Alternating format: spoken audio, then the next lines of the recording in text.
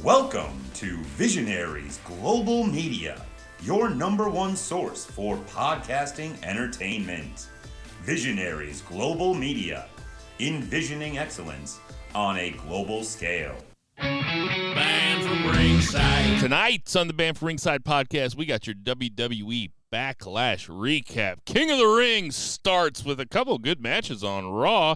We're going to get Anarchy in the Arena at AEW Double or Nothing. That and a whole bunch more tonight on the Band from Ringside podcast.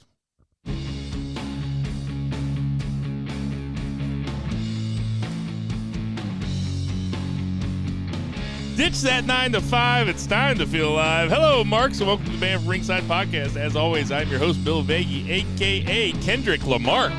And sitting directly across from me, we have Jason Cornelius Bell. What's going on, JCB? I love it when you call me a B-fuck. Throw your hands in the air if you's a true player. And on that lovely note, I'll ask the congregation to bow their heads as I read from the latest edition of the Band from Ringside podcast, volume 358. Chapter 3, verse 14, and the good smart saying, hashtag boo the heels. It's all good, baby. Listen, share, subscribe, repeat the Holy Trinity of BFR. Like week of wrestling, especially with AEW not doing what they normally do, but still plenty to talk about. Let's kick it over to that west side. And out there in Portland, Oregon, we have Two Beers, Zach Boltman. What's going on, Two Beers, Zach? Beer for Western House. Freaky after Brony, you a 69 God. Freaky after Brony, you a 69 God.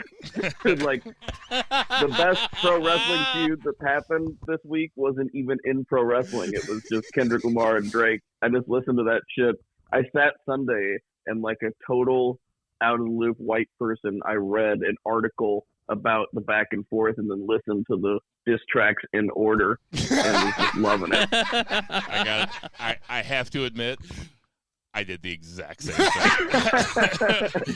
Dude, it's like the Wikipedia article's like World War II. It's like they have it described like every like time stamped and like detailed. Yeah. It's so good. I watched a very intricate like 12-minute TikTok about it also. Stop. I just have no idea what's going on. I just know that I hate Drake and I always have. And it's like, okay, well, I feel completely justified in this. And sitting to go ahead. Oh, sorry. Like, just anybody that's called a pedophile over a very catchy club beat, you're never coming back from that. Nope. Like, that song was playing on the NBA.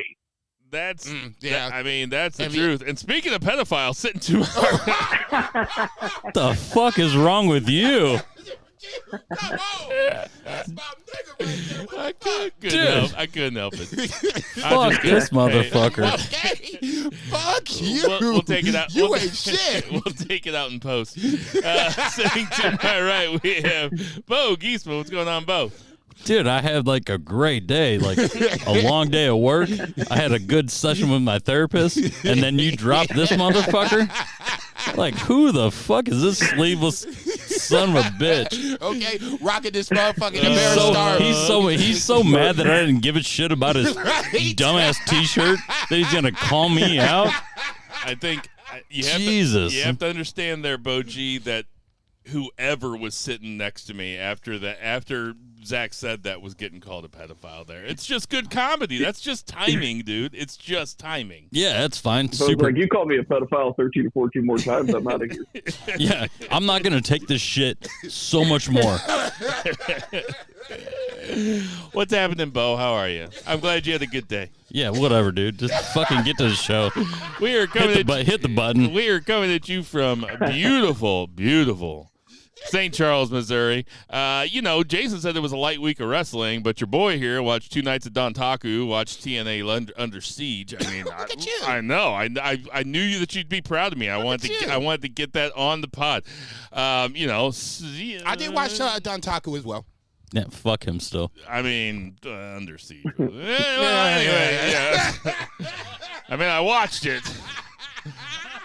I didn't say I want to talk about it. I was going to say Hammerstone and Josh Alexander was good. Outside of that, yeah. Okay. Hammerstone didn't fight.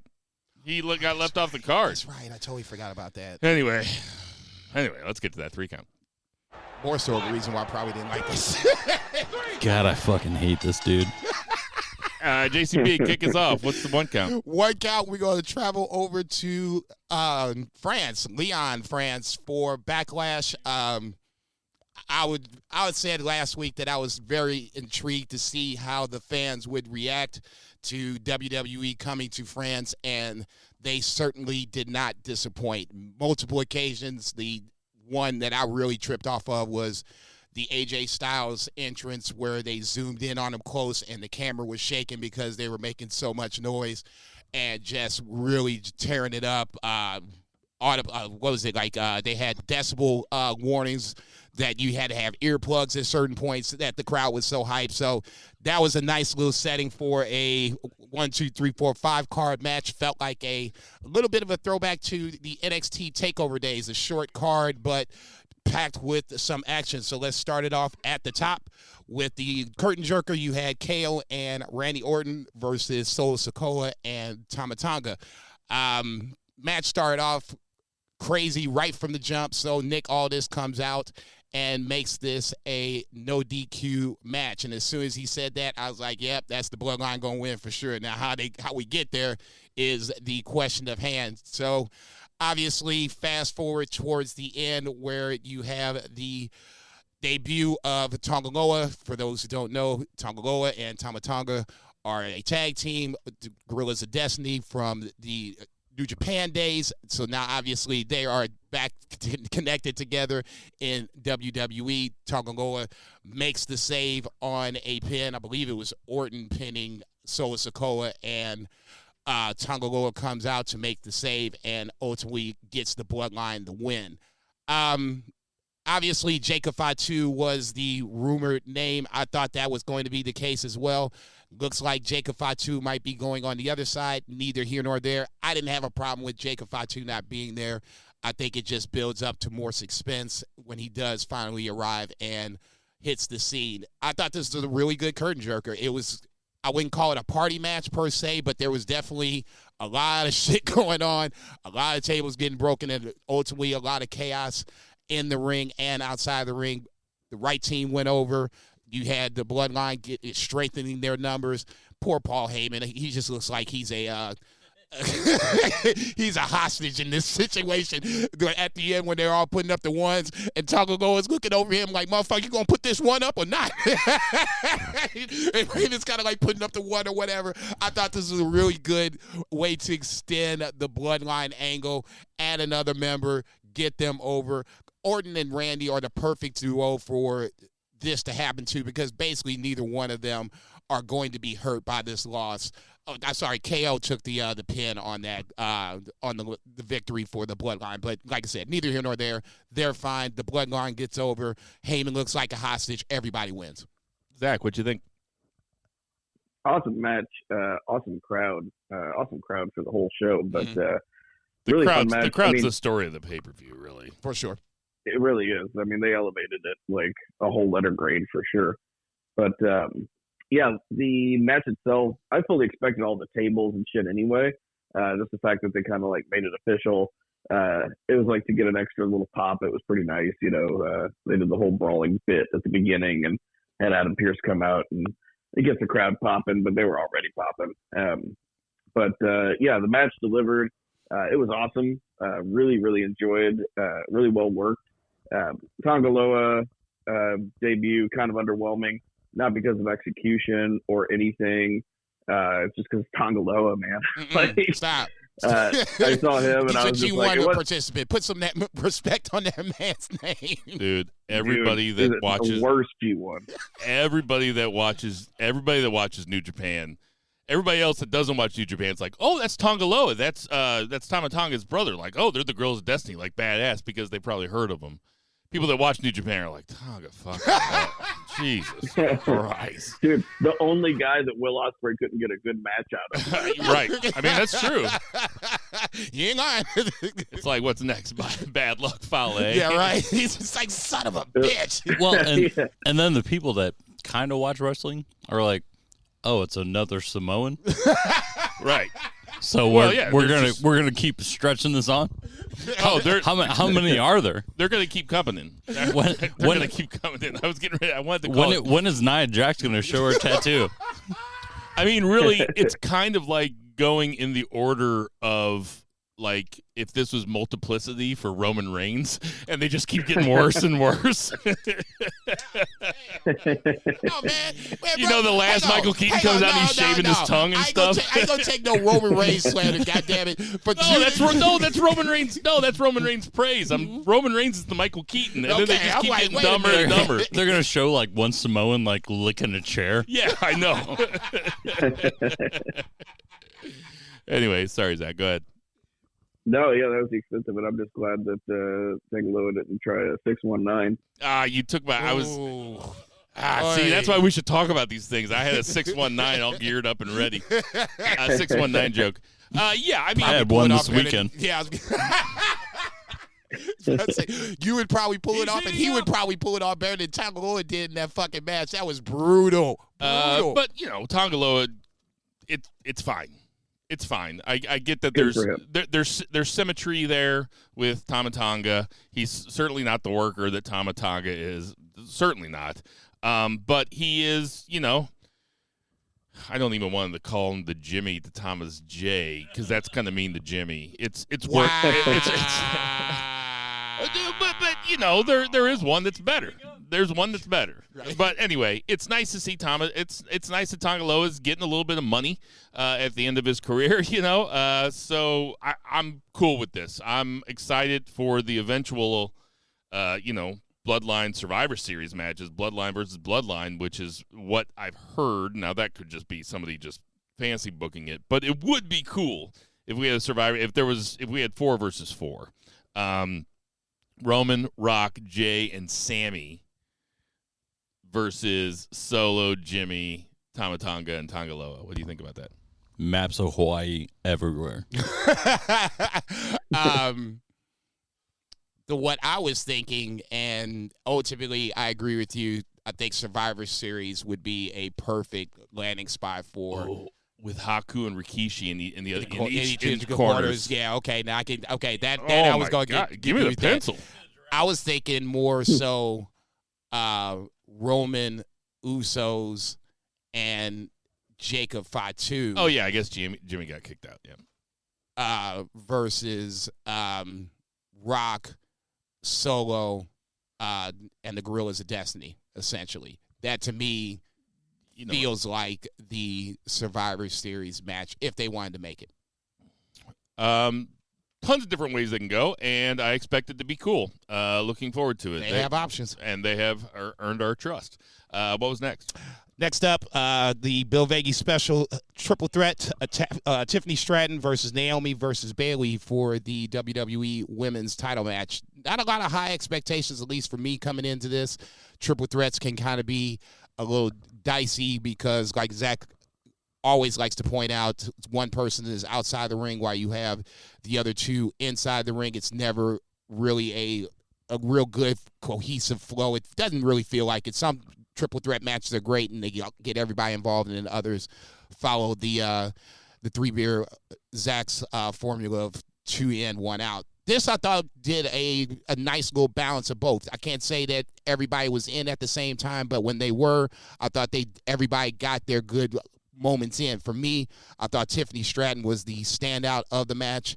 Even though she didn't win, she didn't take the loss. Naomi got rolled up, and I think the roll up to me is the protective way to pin someone and not have them look bad. And in this case, I thought it was nip and tuck all the way until Bayley rolled up Naomi for the win. This match was better than I expected. Like I said, didn't have a lot of expectations for it, and it delivered. So in that scenario, I thought this was a nice little follow-up to the curtain jerker. Bayley winning, not a huge surprise to me. The question mark was who was going to get pinned. Naomi getting pinned is a slight disappointment for me personally because I'm still kind of waiting for the justification of bringing her back. The Royal Rumble was a nice little start, but you're going to be waiting. I'm not saying that it's going to happen. For me, there was a window of opportunity for Naomi to really have her, go to that next level. Having her in the bloodline angle before, Roman lost the title in some form, before she even left. That, to me, was a nice little way to get her involved. You could have flipped her heel. That way, you could see a different side of Naomi. Not saying it would have got her over, but it just feels like anyone that was in that bloodline stratosphere has gotten over in some form or fashion. So it might not have hurt Naomi, but ultimately it doesn't matter. Tiffany Stratton, I thought, like I said, looked the best of the bunch. And not saying that she was head and shoulders above the best. I thought everybody looked good, but Tiffany was just a little bit better. Bayley wins. I think everything worked out the way it should have. Like I said, pretty good match. Zach, what'd you think? Yeah, I thought the match overachieved. There was a lot of fun three-way spots in here. And, Tiffany Stratton clearly the standout. Bayley's like the workhorse. She's the one, like, ring general. She's going to hold something like this together. But Tiffany Stratton is going to be a breakout superstar. She really has not been doing this for all that long. And it was one thing whenever she was a big fish in a small pond in NXT, and now she's a big fish in the big pond. And, she's gonna, I can see like kind of her and Rhea Ripley, being, the top stars of the future on those brands. The future is bright with Tiffany Stratton. The future is bright for the women's division.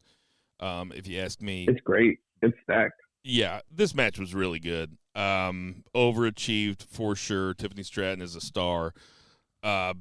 Bayley, I actually sat down and I was watching this, and my phone was plugged in the other room, and I was like, man, Bayley is fucking really good. Zach said she holds the match together. That's what she's there for, and she did a great job here. When we did our 4 horsewomen rankings a couple weeks ago, in-ring rankings, did I have Bayley second and Becky third? I think I did. Yeah. Or no, did I have Sasha? I had Bayley at the top. You had Bayley at the top. I still don't think Bayley's better than Charlotte, but I think Bayley's probably better than the other two. I don't know. It's been a while since we've seen Sasha wrestle. Shit, nigga. What was next? World Heavyweight title match. Damian Priest defending against Jey Uso. Another magical moment, for lack of a better term, with Jey Uso's entrance. I'm going to still stand on it. At some point, I think he's going to be a World Heavyweight Champion. He should get a mid-card title first, but somewhere down the line, I just think right now he's just so over and he's connecting with fans. I would not be surprised, especially, like I said, with 2 titles, he becomes World Heavyweight Champion at some point. Unfortunately for Jey Uso, that was not on Saturday afternoon. Damian Priest retains in a solid match. Damian Priest is someone that I was kind of curious to see as world champion. We saw the chase. We saw the cash in. Now we need to see the developing title reign after it. I thought this was a solid match. The interference with the Judgment Day, or quote-unquote interference with the Judgment Day, I thought to me was the bigger part of the match itself. The match I thought was good, but to me, Judgment Day's interference and then Damian Priest's reaction to said interference, I thought was the running storyline. To me, it almost felt like it overtook the match a smidge, but overall, it just kind of it melted into the gumbo of the title match. I didn't necessarily have a problem with them coming out. Honestly, it's another added layer to ultimately when Judgment Day decides enough's enough and they're going to give Damian Priest the boot. This is just a layer to it. Jey Uso is just one of those guys where, for me, he's missing something in the ring. He has the connection with the fans, but he's missing one thing, and I can't put my finger on what that one thing is. But for me, it's that one thing I think is going to separate him from being, a mid-card, upper mid-card, from being top of the card. But neither here nor there. Damian Priest retains. I thought, like I said, solid match. Right guy went over, and ultimately this sets up a Judgment Day booting of Damian Priest. It's just a matter of time. What you think of it, Zach? Yeah, I think that when in talking about that one thing, maybe it is that he's never been anywhere else. Because if you look at this match, which was quite good, really enhanced by the crowd, they really popped for everything. But just everying they were doing. No heat. Popping for. No heat. Yeah. I was like, and y'all motherfuckers ain't shit. The entrance was fantastic, but the match itself, if you were like, hey, here's a World Heavyweight Championship match, big heel versus babyface, any of us would have booked this match almost the exact same way because there's a pattern to it, right? And it's the WWE title match where a heel cheats to win. You know, we saw it with Roman for 4 years, and Jay was a big part of that. You know, only he was usually the guy on the outside, right? So this was very similar with him in the babyface spot. But yeah, I mean, Jay Russell, like he is like kind of that quintessential WWE style, and I mean he's very good at it. But you know, he's going to have a WWE match every time, if that makes sense, right? Where if you want to juxtapose that with like say Cody and AJ, which you know, get ahead, but both those guys have been elsewhere, and that was very much not a WWE main event title match, even though it was a WWE main event title match, and it was very over for that fan base. That was a New Japan world title match. Very different from what Jay and Priest wrestled. Yeah, Jay and I mean, this was as good of a match as these two guys could have had. That's really no knock against them, but it was a WWE style match. The wrinkle at the end was that Finn and JD came out and started beating down Jay, and Priest was eventually like, okay, he's had enough. So they're doing the slow turn. He will turn. You know, Damian Priest is really, really good at what he does. The fans really enhance this. Jey Uso is inevitable. He will be a world champion someday. I would put a lot of money on it. You know, we saw it happen with Brodus Clay, and I called that really early. So, I think he'll be an IC. I think he'll be an IC champion. I'm hesitant to say he'll get a world title run, but he'll definitely have like IC or. I agree with that totally. Heavyweight. I agree with that totally. But you know, he's never been anywhere else. Like I said, Damian Priest is really good. Damian Priest did a lot of selling. Good match. No, I thought it was solid. So far, so good. If there was a dip, maybe this is the dip. I'll let you guys call it. Next up, you had the WWE Women's Tag Team title match. Bianca Belair and Jade Cargill versus the Kabuki Warriors. Once again, for me, not a lot of expectations for this match. And for parts of this match, those low expectations were met. This was kind of clunky in spots. I'm not sure why we are just hell-bent on having women's tag team champions, but that is the case. I just don't think there was a lot of good chemistry between these four women. I think individually they're all good, especially on the Kabuki Warrior side. There's no knock against Bianca Belair. Obviously, she's gotten her props, and Jade is still a little green in my eyes, and I think that kind of showed itself. So you don't think there should be women's tag titles? I've always, and I've said this on Twitter multiple times. For me, I think a women's mid-card title would do better for the division versus women's tag team champions. Well, so you hate women? I mean, if they treated the tag belts, but they're not. No, you're right. They barely give a shit about the men's tag belt. Okay, there you go. You stole my next thunder. Tag team wrestling in WWE isn't a priority, and that's fine. But let's not sit up here and try to piss on my leg and say it's not. Tell me it's raining. This is a scenario where they're doing it for whatever reason, and it's not working. There's not an investment in it. There's no real, let's put something behind it and make it happen. King of the Ring, perfect example. Triple H has made that immediately feel like, oh shit, this is must-see TV. They haven't done anything like that for the women's tag team titles. Listen, man, I don't even necessarily disagree with you.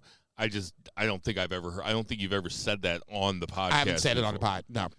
So, I mean, listen, the point is that now Bianca and Jade get to walk around with belts. And when they show up at places, ribbon cuttings or, whatever they go to, they can walk in there with a belt. No, and that part I get.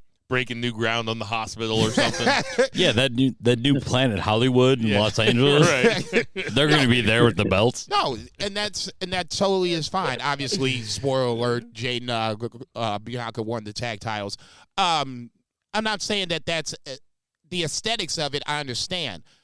Just the way they go about the execution of it is just blah. It's there to be there versus, we're trying to make this, an actual thing and put two women over. And ultimately, that to me is what you would have as a tag team, is to get both women over. Bianca and Jade are, they're over right now, so that's kind of, defeating the purpose of getting them over. So for me, from the start to the finish, there's really there hasn't been a reason to have tag team champions on the women's side. You could have a mid-card champion on the women's side and achieve just as much. Neither here nor there. I thought this match was probably the low point of the match. And I'm not saying this was bad. It just was clunky in spots. Jade throwing around Kyrie at the very end, I thought it just shows Kyrie earning that money. It just shows the potential of Jade Cargill, just scarily so, because she was throwing that little girl like a rag doll, and I'm sitting there watching it just like, oh shit, damn, easily the high part of the match and one of the high parts of the card itself. But the match, I thought this was the dipping point, and it was just one of those things where, at least leading up to this point, there was really 3 good matches at this point. Asking for a 4th good match was probably asking too much. This was unfortunately the low point of the night. Beer, what you think of it? I actually found this match on Pornhub when I searched Ebony Goddess tosses small Asian around, and I watched it again. No, the match. It's funny. Is you can just put in keywords. Like, you don't have to type out the whole sentence. I need very specific filters, like understanding. Yes, well, it also depends too if you use an incognito tab. So I've been told. So the match, going in, you're like, oh, I could expect this one to be, not the best match on the card. Looking at the card, I could expect it to be a little clunky because like Jade's in there and she's greener than the other gals. It was both those things, but neither one of them were because of Jade, which is crazy. All that clunkiness was like either the ref or like Bianca and like Kyrie were having issues. Like Jade was good in everything that she did. I'd say, her only thing was she's not the best at selling, because that's not something that she's done. And, the whole time she was in AEW, she didn't do any selling. So she's going to suffer with that. But the match was pretty good. And all those women are fantastic individually, like Jason said. But it was the worst match on the show, but it's a very good card overall. So makes sense. It was my Stone Cold Lead Pipe block of the week, so no big surprises there. The finishing sequence was good enough that I think all that clunkiness will be forgotten, and people just remember that. Yeah, this match was kind of a spectacle. Jade is kind of a spectacle right now, and Bianca's pretty strong too. So it makes sense. It makes sense that's a they're doing Jade exactly right. They are really limiting what she has to do in the ring. She has made improvements since she was in AEW, no doubt, but she's still, she's not Bret Hart in there, you know what I mean? So she's more Goldberg. See, we don't even talk about this stuff beforehand. I just set you up like a motherfucker. Well done. I should say Bill Goldberg. Yeah, Bill Goldberg. God damn. That motherfucker just came out of nowhere, just blindsided motherfucker. I'll tell you what, Goldberg's got real heat with me after I saw that clip. I was like, oh, Goldberg doesn't like being called Bill, huh? You're too good for Bill? All right, motherfucker. Fucking dickhead. Same thing with Will Ospreay. He should be Bill Ospreay. So you want to recall Bill, huh? All right. What's next? Main event time is AJ Styles versus Cody Rhodes for the WWE Undisputed title. This was obviously the match of the night. I thought both entrances just really set the tone for an amazing match. I know Cody Rhodes has kind of taken some heat, and I don't think it's necessarily his fault, but his title reign hasn't came out like gangbusters, and I don't expect it should. You know, a build up to something. What? People are criticizing Cody already? It's been a month. Hello, this motherfucker right over here was like, "Oh, this is boring." I mean, just like 3 weeks ago, he was calling him out. That's a Dude, small. don't point at me. Don't point at me. That's a small. Yo, that's a small sample size, though. He's still over. Like, I'm not. Nobody's saying that he nobody's isn't. turning on him. Some people are kind of turning on him. It's granted, out of 10, it's maybe 2 or 3, but some people are turning on him. Go ahead, Bo. I mean, I fell asleep. What happened? Jesus Christ. What do you think of the match, Jason? No, this is the match of the night, honestly. And I think it was for a very good reason. AJ was a great first opponent for Cody Rhodes. I didn't even know AJ and Dusty had wrestled in TNA, so that was like news to me. So taking that into consideration now, you know, the story even makes more sense. AJ is just one of the best in the business. He has been for quite some time. And the fact that he just now, I think, is getting more his props, especially coming over to WWE, and now the worst of the world is starting to see what other people already knew, is a little disappointing, but neither here nor there. Nice back and forth match. There was very little to argue or complain about on this. 20, 25 minutes tops. But ultimately, you know, Cody going over, not a surprise. How we get there, the ride was an extremely fun ride. The crowd was invested into it. Cody is going to be the guy for a little bit, and hopefully this run is going to be more of great matches versus the Bloodline Roman Reigns run, which I didn't have a problem with, but lots of other people did, which was filled with fuckery and Roman winning. This is going to probably be more of the flip side of it, where now Cody is going to have to battle adversity throughout the championship run and come away victorious. This wasn't really battling adversity per se, because it wasn't 2, 3, 4 on 1. It was just Bullet Club member versus Bullet Club. I should say Bullet Club leader versus Bullet Club leader. That kind of played itself out too in a small part at the beginning of the match, but this was a nice crescendo for a really solid pay-per-view overall. Cody going over, like I said, not a surprise, but AJ being the opponent and wrestling a really good match just made this really worthwhile. What you think, Zach? Yeah, this match was fantastic. Like I said, it was worked very much kind of like a big IWGP main event. The entrance was nuts. I think I saw it reached 115 decibels. Which is at the point where just with the whoa, with Cody Rhodes' whoa. So that's at the point where you can like physically feel sound. So I mean, yeah, they were. I mean, for it to be that loud, and they were outside, right? I thought it was inside. It was an arena. It was an arena? Yeah. God, and there was only like 20-something thousand people. It wasn't like a huge arena. It was awesome though. This will be. I mean, if we're incredibly unlucky, this will be on the short list for like WWE match of the year. The WWE is so good right now, it probably won't be because it's just May, but it's on there. I think what will kind of go against it in a little bit, at least in my mind, the only thing that's stopping me from saying it's a match of the year candidate is that there was absolutely no intrigue as to who was going to win. Listen, the crowd was having fun. The crowd bought into a couple of those near falls. Your boy didn't. But that's not really their fault. They gave it their fucking all. AJ had one of his best matches in WWE. I mean, probably the best since like Cena. Well, I mean, your mind immediately goes to that Cena SummerSlam match and that trio of matches they had with Cena. But because that was legitimately great, and that was great Cena also. There's not a whole lot of that.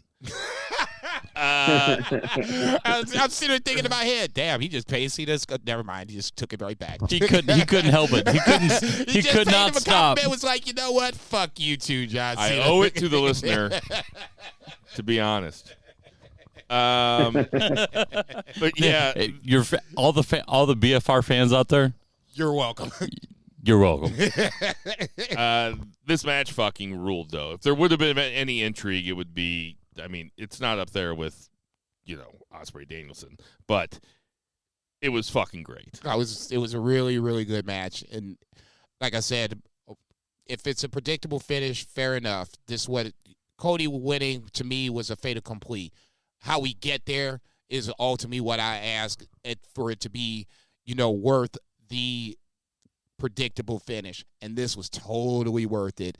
AJ's just, I really wish AJ would have gotten over to WWE a little sooner.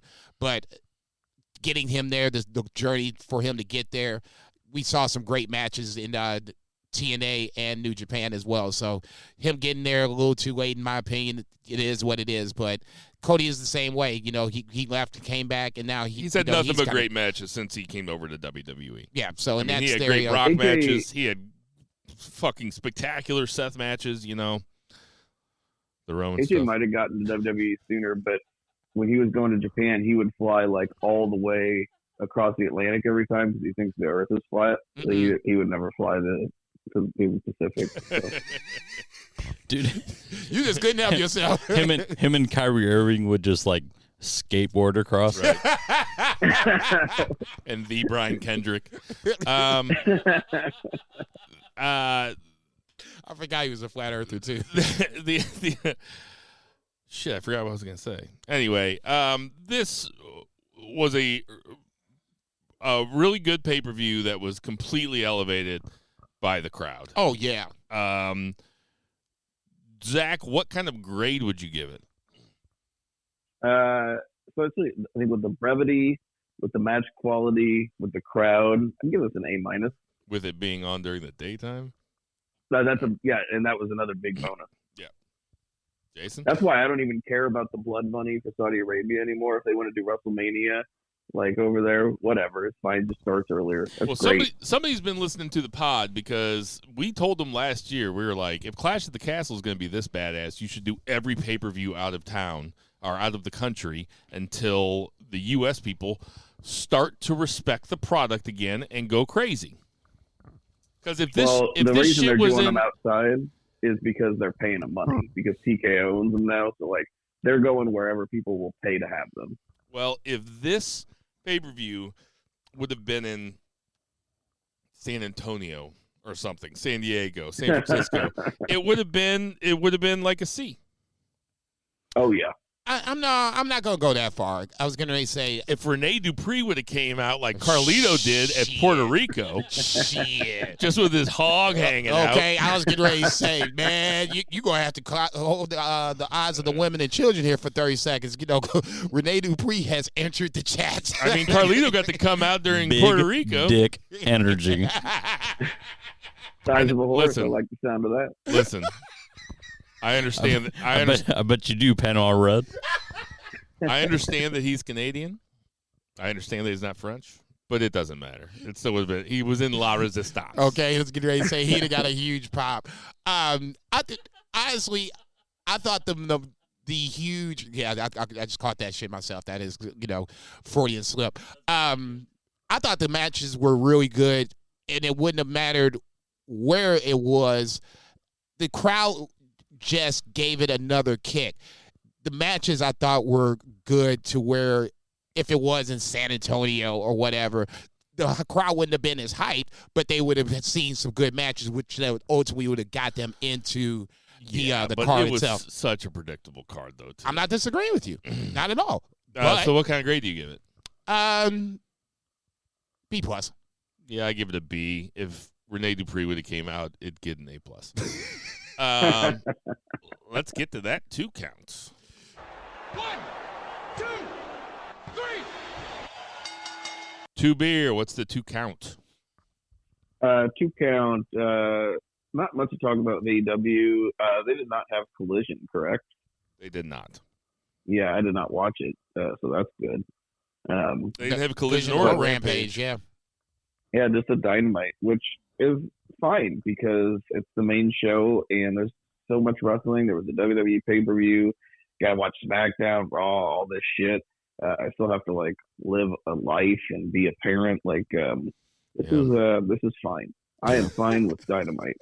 Mm-hmm. So open up with Orange Cassidy and Trent Beretta, and this seems to be Orange won, which is not surprising because he always does. But they kind of protected Trent.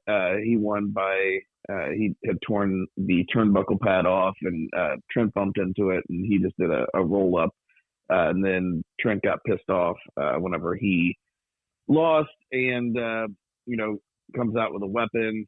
And Orange grabs a chair to defend himself. Don Callis is on commentary for this, and it seems that Trent Beretta is going to join the Don Callis family. What do you guys think about that prediction?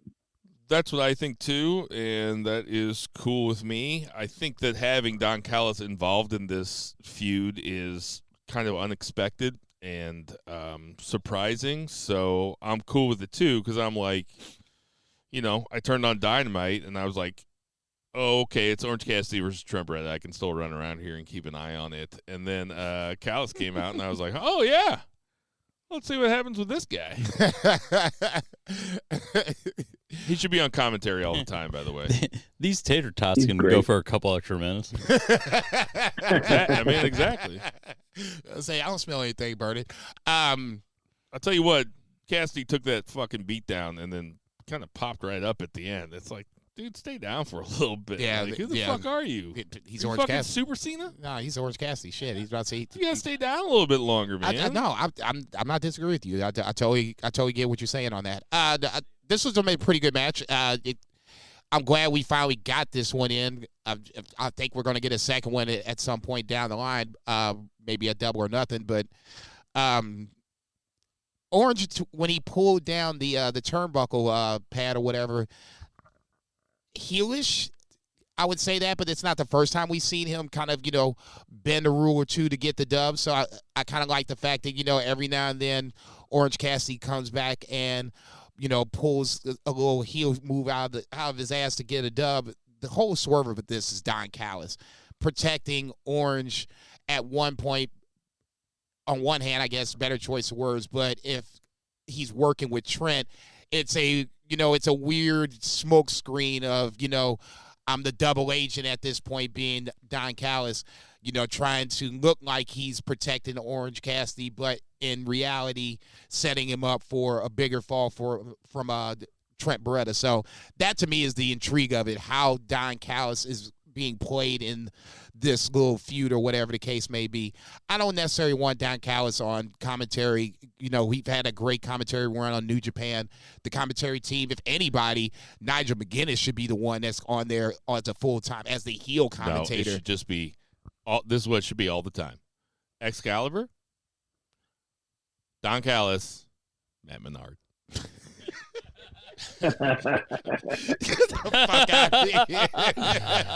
Now that's entertainment. Hey, and Zach, you're not here, but Bill just went from 6 to midnight. I bet that Don Callis and Matt Menard could, develop a pretty good rapport. Yeah, So that's all they I'm can saying. play off each They're other. just for sure. both so talented. But yeah, go ahead.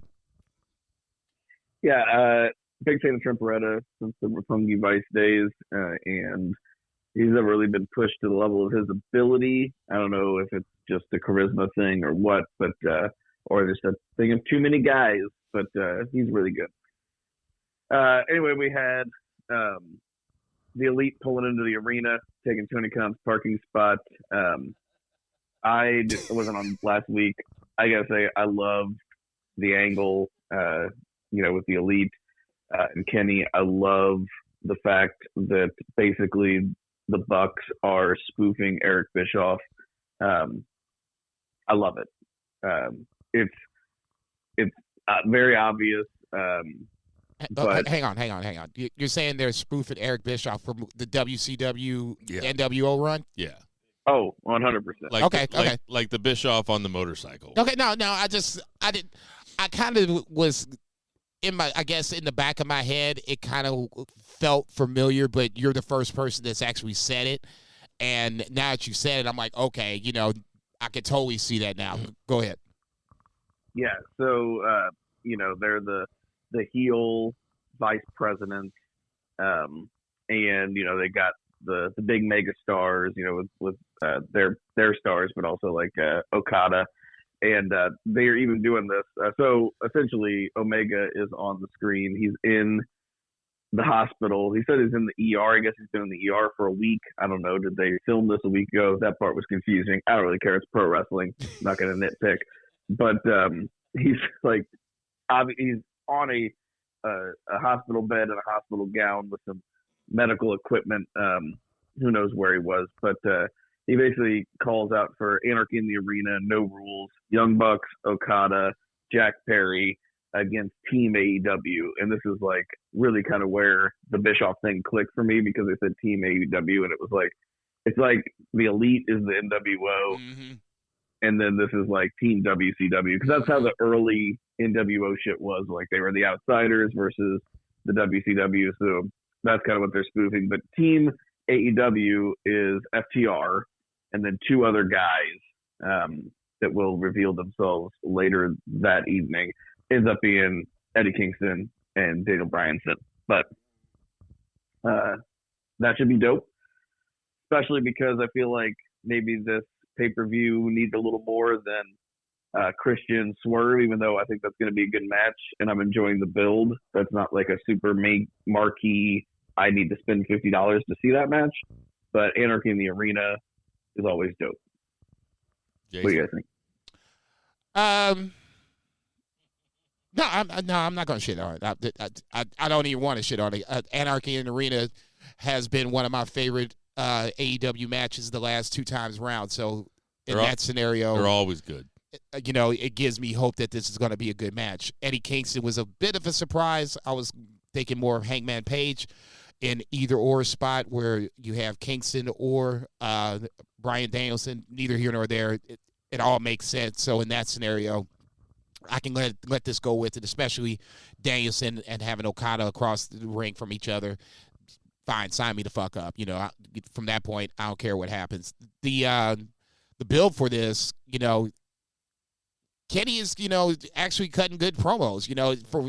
For somebody that's, the knock against him is that he can't work the stick. In back-to-back weeks, he's had me intrigued. So in that scenario, I like that. I love the comparison between, Bischoff and the NWO versus the Elite, and from past to present. Like I said, didn't even trip off of that until you said anything.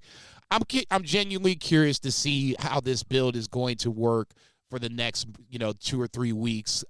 Danielson is probably the only outlier because he's got BCC connections, but neither here nor there. It should be a good match. I'm gonna say something here, and I mean it as a compliment. Uh-oh.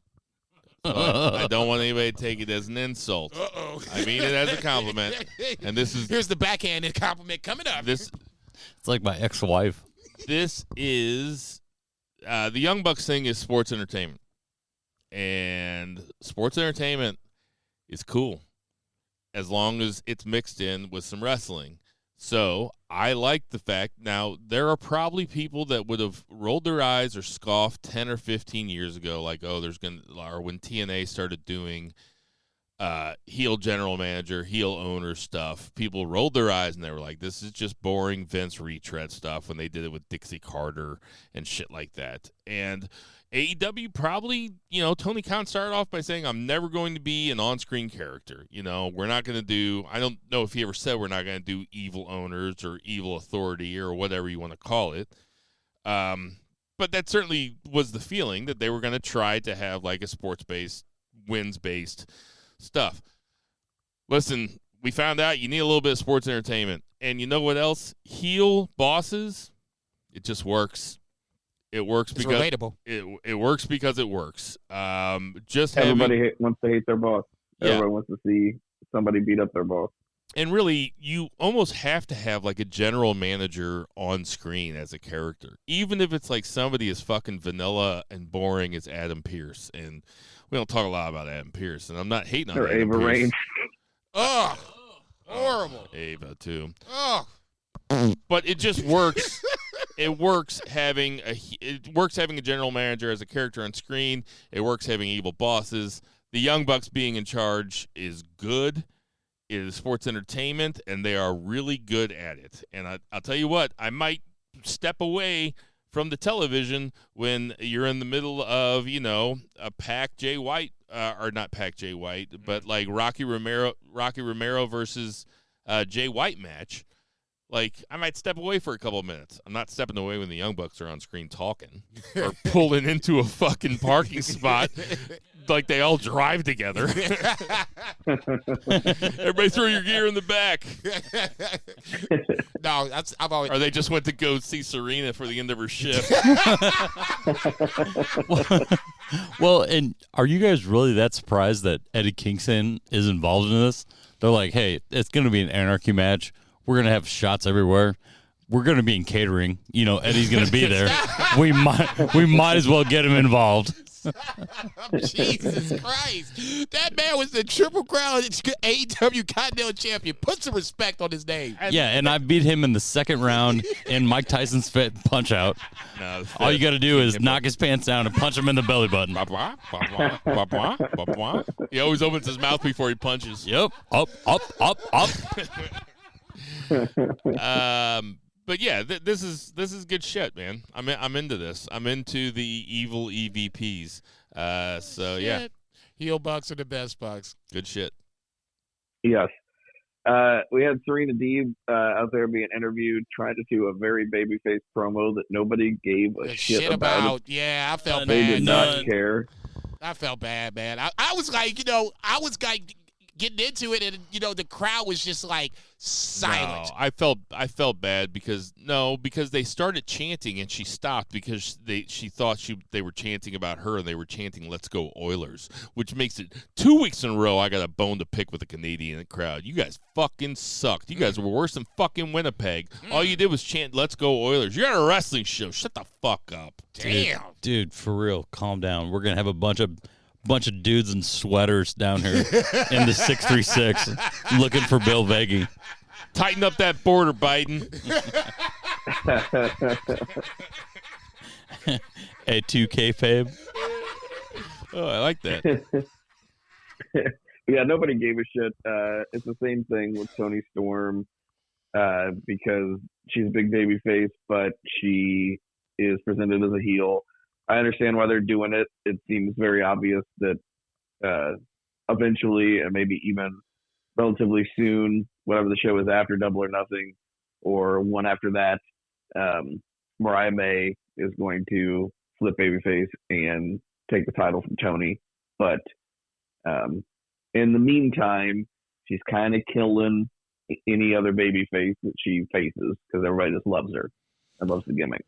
Yeah, that's a really astute observation, one that I hadn't quite put together. No, I'm being fucking honest. Like, that is not something that I thought about, but it makes sense. I also feel bad. Serena Deeb was telling a very tough story about having seizures, and it was very heartfelt babyface promo. That crowd did her no favors. Zero. None. No. Gave zero fucks about it. The biggest reaction is when Toni Storm came out, and that's always going to be one of my biggest fears with all the worst people from France came over to Edmonton. That's why the France crowd was so good and the Edmonton crowd sucked so bad. They were let those fat motherfuckers go over there to the New World. Sure, get your ass over there. You ain't shit, dude. God damn. Je parle français? Two months, bro. That's a history lesson for all you, except for our boy Lowell up there. You're cool. You're a cool Canadian, man. I'd say, damn, man, you just shitting on the whole damn country. No, I felt bad for Serena, obviously. Tony's going to go over in this feud, however long this is going to last, probably to the end of Double or Nothing. I disagree with Zach on one thing, though. I think Mariah May turns heel.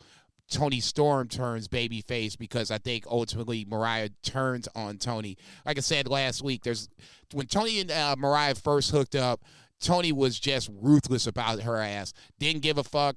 Didn't care if she got thrown into the lions or the wolves or whatever the case may be. Now, over the course of time, you're seeing that starting to change. And I think Mariah May, like I said last week, is going to take advantage of this shit and ultimately bite her in the ass and take the AEW women's title from her. But I could be wrong. I just don't see why we have them connected with each other if one doesn't turn on the other. If that's the case, then I think Tony is the one that's going to get turned on. Just typing into my AI image generator, Mariah May biting Tony Storm in ass. Dude, at least stay off Pornhub while we're on the podcast. Just come on. Your algorithm is yours. Do your thing, but just keep it straight for 90 minutes, please. No thanks. Let that man multitask, damn it. Threesome neckbeard wrestling. So, in a match that will not deviate us from this conversation, Mariah May faces Harley Cameron with Saraya on the side. So, Mariah May is also a really good wrestler. And this is the first time I've ever seen Harley Cameron wrestle. Ditto. And I thought she did just fine. Yeah. Yeah. But this was just like, match of the hot chicks. I think that's what the whole feud is, they're just the hottest chicks and they got to wrestle. Ain't no complaining over here. No. But ain't nobody changing channels over here. Nope. No. Listen, unsurprisingly, I'm hoping for a nip slip. Hope for a nip slip. Hope for a nip slip. I have also been shit. been really enjoying. Come on, titty. Come on, Come titty. on, titty. Man, I walk away for literally 60 seconds. I walk in. You guys are talking about Pornhub. I walk back out. Well, You guys are talking about it's a nip match slips order. and Hello Kitty. Bill walks back and we're going. Come on, titty. I'm like Charles Xavier trying to will that shit. So fucking horny. But Mina Shirakawa, damn it. I really enjoyed her coming out, and I was not watching Stardom. I did not know they were a tag team until the AEW stuff. But I do like Mina. I've seen her a lot in Stardom, and she's a lot of fun. So I do like seeing her on TV. But Mina came out for the save, and that's another thing. I think it'll be more Mariah May and Mina. Pulling that'll be like kind of the new group, and then Tony will be left on her own. Well, with Luther, I guess. But yeah. Any thoughts on this, Bill? Not really. I think that you guys. I think that Mariah May fucking rules. I don't know how much there is to say about Harley Cameron, but I thought that the point that you made about Toni Storm made a lot of sense. And now I'm going to view everything through that lens. It's like, oh yeah, just flip her baby face. Like, it would make things so much easier. You'd be able to get other people over. Like, she is fucking over. Just let her be a baby face. Oh, I think it's ultimately, like I said, I think we ultimately get there. Just how we get there is, the question that we don't necessarily agree upon that. I will say that ultimately, I think that Toni Storm is going to have to be one that will have to take some losses somewhere down the line. It's just right now she's just way too hot. It's just there's no true baby face that can come in and we can all accept the fact that they would be able to defeat Toni Storm, because that baby face would have to be way the fuck over. And right now I just don't see a baby face on the women's side that is that over that we can accept that Toni Storm can lose to and move along. Yep. What was next? CMD. Oh yeah, But she's on the milk carton. So yeah, we've been calling her. We've been calling for her for a while. Yeah, I just don't think she wants to come back, man. I mean, that last Races are fucking expensive, man. This is true, and I guess she's not an orthodontist. Neither here nor there. I mean, the dentist, just a cleaning ain't exactly cheap either. The relationship I need between to go to the dentist. Ditto. The relationship between the AEW fans and Britt Baker wasn't exactly great at the end. And I don't necessarily blame her if she doesn't want to come back. But there is a hole that's missing when she's not there.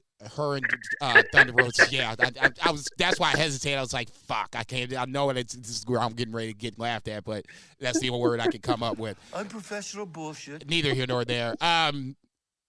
Thunder Rosa and Britt Baker is a rivalry that could easily have been had upon her return. That hasn't happened. We need a big baby face to take down Toni Storm. Britt Baker can come back and do that. Anybody that's been gone this long would have a positive reaction upon returning. So at that point, yeah, Britt Baker is the obvious answer, but it just doesn't feel like she's coming back. So in that scenario, let's assume she's not. You still need a big baby face to step across. Otherwise, there's Storm. a hole missing, or one not being occupied. I think I have no idea, but I would imagine it's something innocuous like Adam Cole's been injured for a long time. She's got another business. I can just imagine her being like, "Yeah, freeze up my contract for a little while. I'm gonna stay here with Adam." You know, like I think it could be something as easy as that. But I think if she does come back, she'll be over huge. But anyway, we had Pac backstage getting interviewed and interrupted by the Bang Bang Gang. Big call out here was Jay White saying basically he's got Okada's number, which reprising that feud would be super cool. But that's a big call out, and they mentioned that he's wrestling Rocky Romero later, which he did. AEW World Champion Swerve Strickland comes out and references the Kendrick and Drake feud. Christian Cage comes out. This was pretty fun. Like I said, I really like the build here. But man, brother, I felt real bad. So they go back and forth, little tete-a-tete, which I really enjoyed on the mic. But the Mogul Embassy then turns on Swerve, and there was like the whole patriarchy and the Mogul Embassy. There's like 7 dudes beating Swerve's ass for like 5 minutes. And I'm like, can Swerve just have a friend? Baby faces aren't allowed to have friends, right? That's the whole locker room in the back, just like, damn, he's Swerve getting that ass beat. And I guess he was a heel pretty much his whole run, and those were his like heel friends. So I guess in kayfabe it would kind of make sense. It's like, hey, you kind of reap what you sow here. But yeah, I'm just like, Jesus Christ, man. Like, they're like, like kayfabe style, like Gates of Agony and Brian Cage are in back, and it's like, man, Swerve used to be so cool. Remember, he used to like cut promos over like cribs and stuff, and now he's like just fucking out there winning championships. Fuck this dude, man. Like, what? Swerve's really changed. You ain't shit, dog. You ain't shit. But listen, I appreciate the Mogul Embassy. I appreciate them tying that story up because it is kind of a loose end. It's like, okay, he used to run around with all these guys. Now these guys aren't there anymore. So in that respect, I like this segment. When Mogul Embassy came out, I was like, oh shit, they're not going to make these guys baby faces too, are they? So I'm glad that they didn't. I'm glad that he got turned on, basically.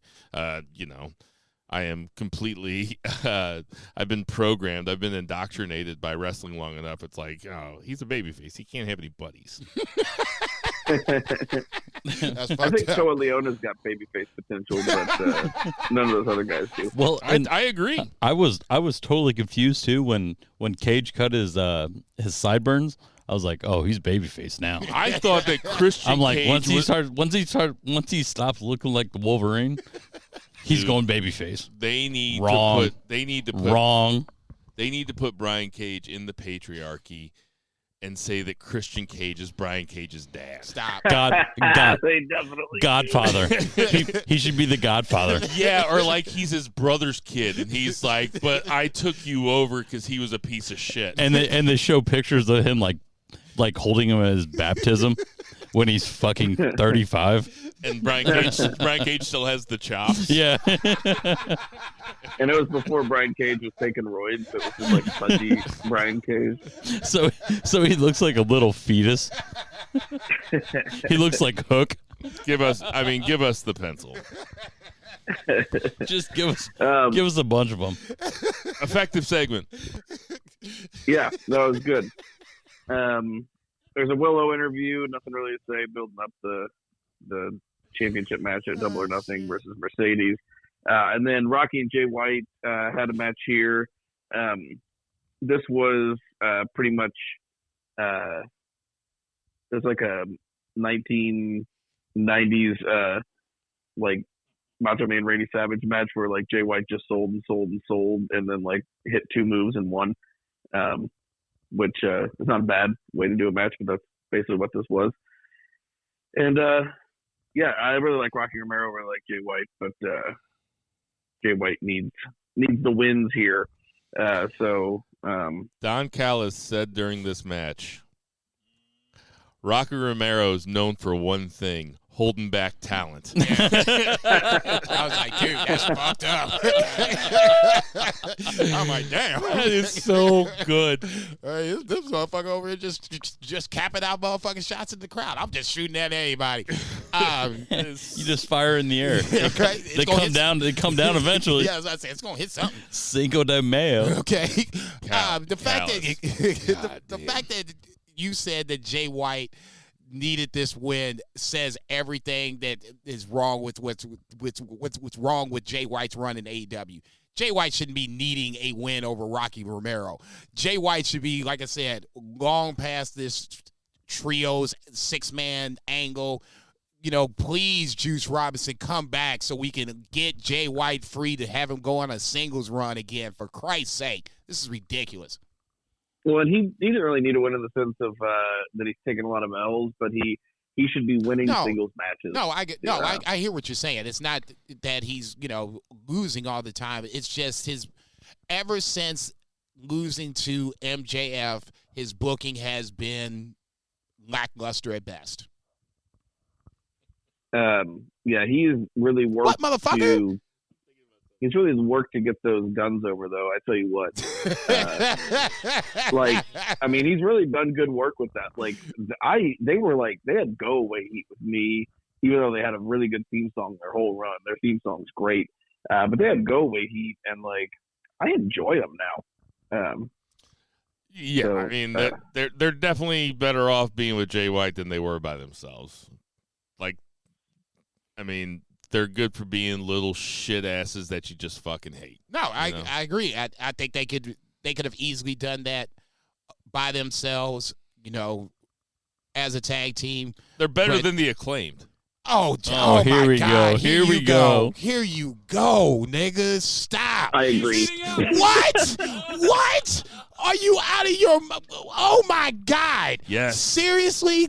3 beer. Yes. Seriously. The Acclaimed are for house shows. They're good for house shows. But, Their house. Dude, if delayed reaction, but that was funny. Go ahead. If 3 Beer was here, Bill and 3 Beer would be scissoring like assholes.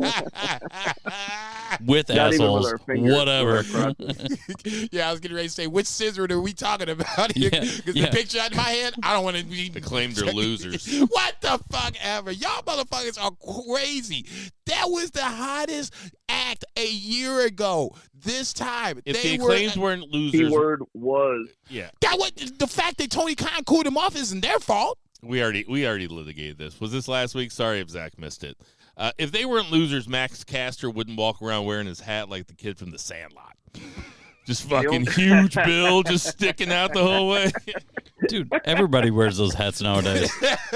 Like, I don't the only care. way he cooled them off was just putting them on TV every week and just overexposed how mediocre they are. Oh, stop, please. No way. No. If you're going to sit up here and tell me FTR and Claim couldn't go out there right now and tear the house down, get the fuck out of here. I totally disagree. They're probably not even in my top 10 tag teams in AEW. Name 10 better tag teams. 10. Thank you. Get ready to say. You go ahead and do that. Swerving our glory. Stop. We're not talking about your favorite. We're not talking about your. We're not talking about your porn Naturally search. limitless. Bleeding in Sweden. He's heating up. He's heating up. Yes. Man, I love Bleeding in Sweden so much.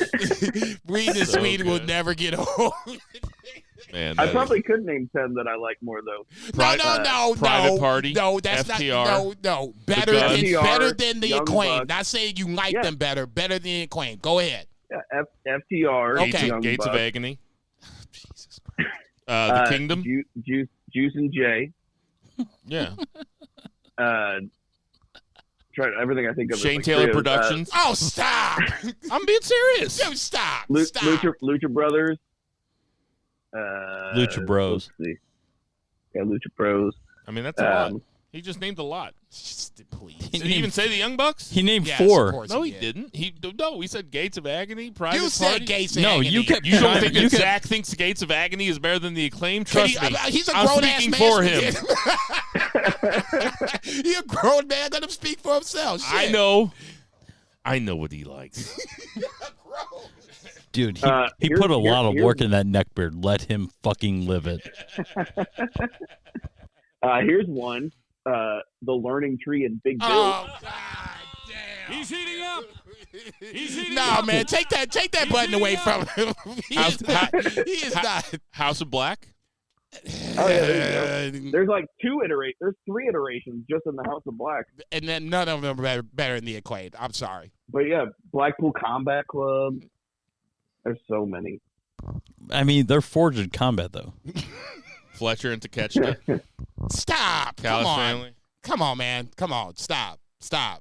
Okay, you need to just chill out. At least Okay, I'll chill. At least 3 beers throwing some names out there to at least give me pause for the cause. You just throwing shit out there just because you don't like the Acclaim. All right, I'll chill. God. Varsity Blonde. Oh, come on, man. Dark Order? I feel. Come on, man. I feel like Bill's just trying. I feel like Bill's just waiting on Zach to get him hard. He's just cheering him on. He's like staring in his eyes right now and like holding his ears. He's like, please do it. I am literally naming tag teams that I like better than the Acclaim. That's all I'm doing. That's all I'm doing. That's not what the question was. Damn. That are better. Like, Better. objectively? Motor Objectively City better. Machine Gun. In AEW. I'll tell you what. They ain't in there yet. That's also what I'm doing. Goofballs. All right, man. Goofballs. All right, man. Y'all win. Okay. Yes. Acclaim's the worst tag team in AEW. Quit punking I out. didn't say Dude, worst. Hard quit punking out. sarcasm. Hard sarcasm. 11th Anybody that 11th knows. best. Please. Anybody that knows me well enough knows that I can argue this all night long. We ain't got all goddamn night, so we can move the fuck along. All right. But yeah, Learning Tree, Chris Jericho and Big Bill in a squash match. This is so good. I mean, he tags in Big Bill to basically beat the guy up just so he can tag back in and hit him with the Judas effect and take the win. And then thanking the crowd that doesn't like him, and then says, I'm back on Dynamite again. I wish I could be on for the full 2 hours. Fuck out of here. Like, it is so good. The Jericho Vortex is such a great trademark. And yeah, thanking Hook for hasn't seen him since he hit himself in the face with a baseball bat. Okay, that was funny. That was funny. That was hilarious. That was funny. I will admit that part was funny. That reminds me of when Bobby Heenan was like, Mario Jannetty threw himself through that window. I'm like, motherfucker, don't say he didn't throw himself through shit. But I will, as much as I roll my eyes through a lot of that promo when he said that Hook hit himself with that baseball bat, I had to laugh. I was like, man, now you over here telling motherfucking lies and shit. But neither here nor there. Go ahead. I will say that Jericho is executing this bit great. I really enjoy this persona. I will not give him credit that he fully invented it. I think he kind of backed into it. I think it was kind of thrust on him by the fans. I mean, we were in St. Louis a couple weeks ago. Those fans were chanting, "Please retire," and that's a brutal chant. And so, him kind of seeing which way the wind was blowing, but then being smart enough to pivot and create this gimmick, which is, I mean, it's the best gimmick he's had in a very, very long time. So I got to give him props for that, even though it was not fully a creative decision on his part. He made chicken salad out of chicken shit. Yeah, you can only beat the teams in front of you. Like, he saw the lay of the land, and he made it work. I still don't know why he just didn't go away for a while. Like, it's just because they were saying, like, he's just – listen, I love the learning tree. I'm into it. But I just thought he would have gone away for a while. But Me too. But like I said, I'm into it. I'm a big fan. The old we had hey, I won't let it slide, dog. I was gonna say, we know where I stand on this one. Hardcore to the end. I'm not backing down from this shit. Jericho should have went away. That's just me. we had a main event match, not main event angle, main event match. Awesome TNT Championship match with Adam Copeland versus Brody King. I don't think there was any doubt that Adam Copeland was going to win this match, but man, these guys worked really well together, and this was super fun. This is the kind of shit where you're just like, damn, like, I fucking love Dynamite. Yeah. What a hell of a match. Yeah, this match was great. If I had to nitpick, I would nitpick with the Malachi Black vignette that happened earlier in the show, because it even took away any kind of intrigue that there would be. I didn't think that Edge was going to lose, but, you know, if they would have had that be a Brody King vignette instead of an Aleister Black vignette, then, you know, why not do that? You know, I think he could be just as big as Aleister Black, Malachi Black. Oof. Well, damn, hot take. I feel like Brody's got a better connection with the fans than anybody in House of Black. People love Brody King. Yeah, he's badass. I'm not. What did I call House of Black last week? The Spooky Bikers? Or the Magic Bikers or something like that, yeah. The Spooky Warriors. If Hell's Angels were actually from hell, they would be House of Black. It was something along those lines. Yeah. I didn't necessarily mind the vignette from Malachi Black, because, I mean, ultimately, I think that's the end game. I think that's the double or nothing match. The fact that you had Adam Copeland going through House of Black, for lack of a better term, to get to Malachi, that is what it is. You know, I agree with you guys. The finish was never in doubt. How we get there, Brody King getting busted open, having tables and all this other shit come out, I'm all down for that shit. You know, let that shit fly. Does anybody else ever feel like calling him Burger King? Calling who Burger King? Brody King. Oh, man, hell no. I think that's what I'm going to call him. Dude, Eddie King would be so pissed off at you for that. If Eddie King thought his name was Burger King, he'd try to eat him. Stop! No tomatoes, no onions. Anyway, point I'm trying to make is, I agree with you that Brody King could be a big deal. He's another that the Continental Classic hasn't really gotten him over the way I hoped. It's still kind of kept him. It could have. Yeah, no question about it. Him and Roosh, I think, were two guys that immediately when I saw them into it, I was like, ooh, they might not win it, but coming out of it, they could be better off than they were coming in, and neither one, for whatever reason, hasn't gotten that next level push that I was kind of hoping for. Brody King is, you know, could have been an ROH champion before the pandemic happened. I always talk about that. So in that scenario, you know he's got the talent. It's just he's kind of hitting a ceiling that is not of his own, you know. This is just as far as Tony Khan is willing to let him go. And it's just a little disappointing, but the roster is stacked, and I say this all the time. So, unfortunately, you know, it's not what I'm looking for, but the match itself I thought was really good, you know, main event match. So, in that scenario, you get what you get. Did any of you guys watch the Tom Brady roast? Oh, yes. I did not. Oh, yes. Man, Tony Hinchcliffe's line, he said, call him Burger King. Tony Hinchcliffe had a line. He said, Bert Kreischer is a king. He looks like Tiger King and Liver King only ate Burger King and had a liver that looked like Martin Luther King got beat up by Rodney King. that whole roast is just ridiculously funny, man. I'm sorry. I was just looking at Tom Brady a couple times like, motherfucker, you ain't going to get up? Are you looking forward to Kyle O'Reilly versus Edge? Kind of, yeah. both can. Should be a good match. Yeah, I was getting ready to say that it's you know who's probably going to win. It's just the match itself. Is it going to be good? Is it going to be worthwhile to stick around and watch? What is Kyle O'Reilly wearing? Motherfucker, I don't, nigga. I wear BFR. I feel like that's been his gimmick for the last few years. He's like, what is he wearing? I mean, Kyle O'Reilly is dressed like me right now. yeah. Like, he is not wearing anything to look like a professional wrestler. Oh, my Remember God. He debuted in that big angle and or not debuted, but he returned in that big angle and he's just like wearing a pair of Keens. Okay. Yeah, man. He's just wearing a shirt and shorts. Okay, so that motherfucker came regular ass shorts. That motherfucker came straight off the couch. Like Target style shorts. They're just a little bit too big. Yeah, y'all motherfuckers is Looks wild. like 2005. Stop. Looks like he just got back from Warped Tour. That's accurate. Let that man live, dog. And bought a dime bag off him from a tent and in the parking lot, He just saw NoFX. and it fucking rocked. You are aging yourself.